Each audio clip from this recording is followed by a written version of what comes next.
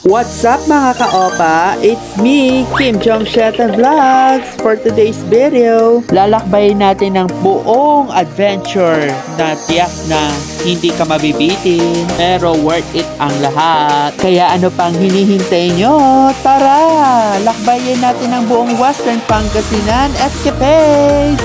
Let's go! Tara na sa biyaheng Bolinao! Trivia muna tayo for a while mga ka-opa. Alam niyo ba, ang bayan ng Bolinao ay isa sa pinakasikat na cradle of beach resort. But wait, there's more.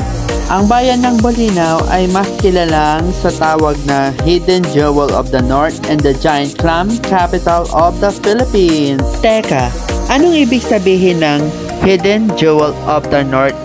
Alam niyo ba, ang Hidden Jewel of the North ay isa sa pinaka natatagong hiyas ng nakatatagong karagatan sa mismong norte. Mukhang literal naman ng kahulugan or hindi naman. Pero kailangan mo nang i-research yan kung anong ibig sabihin yan.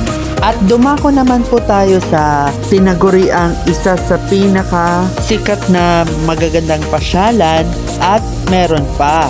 May mga lugar na meron silang waterfalls at may iba't ibang beach resorts na nakalatak na doon sa karagatan. Ang lahat ng beach resort na makikita ninyo ay halos ilang beach resort na malapit sa karagatan ay makikita ninyo ang view na puting dagat at hindi gaanong maalat ang tubig dagat dito sa Bolinao. Talaga namang magugustuhan ng buong pamilya at barkada na dadayo sila dito at perfect bonding getaways na sobrang sulit at worth it talaga. Promise, hindi ka magsasawa sa sawang biyaheng paglalakbay patungo sa malawakang isla sa dagat. Grabe ang haba ng nilakbay natin from Lingayen to Bolinao. Ilang oras ang biyahe? Grabe, umabot ng 2 hanggang 3 oras ang inabot sa biyahe namin. Talaga namang worth it at hindi matraffic. Pag na-traffic, sandali lang yan. Makakarating na tayo dyan. Teka, asan na ba tayo? Naku, ibang lugar na yata to. Pero malapit na, talagang malapit na. Kaya pa yan mula umaga hanggang hapon. Actually, maaga kaming umalis, mga 8 ng umaga, tapos inabot ng tanghali mga 11:30 ng umaga or 12 ng tanghali na mismo. Pero saglitan lang naman ang outing experience sa Bolinao. Grabe. Want to sawang ginhawa na hindi ka mababagot. At syempre, time to relax muna. So, ayan na. Andito na tayo sa beach resort dito sa Bolinao na kasing ganda ng matatanaw. Ayan, naglalakad ako sa malapit lang pero worth it. Matatanaw mo na rin yan at mapupuntahan mo na rin yan balang araw sa checklist mo. Yes, to success. Sumakses ang vlogger pero sumakses ang content creator. Hi!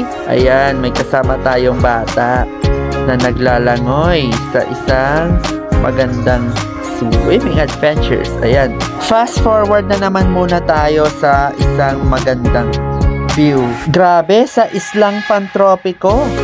Isla ng pantropiko ito.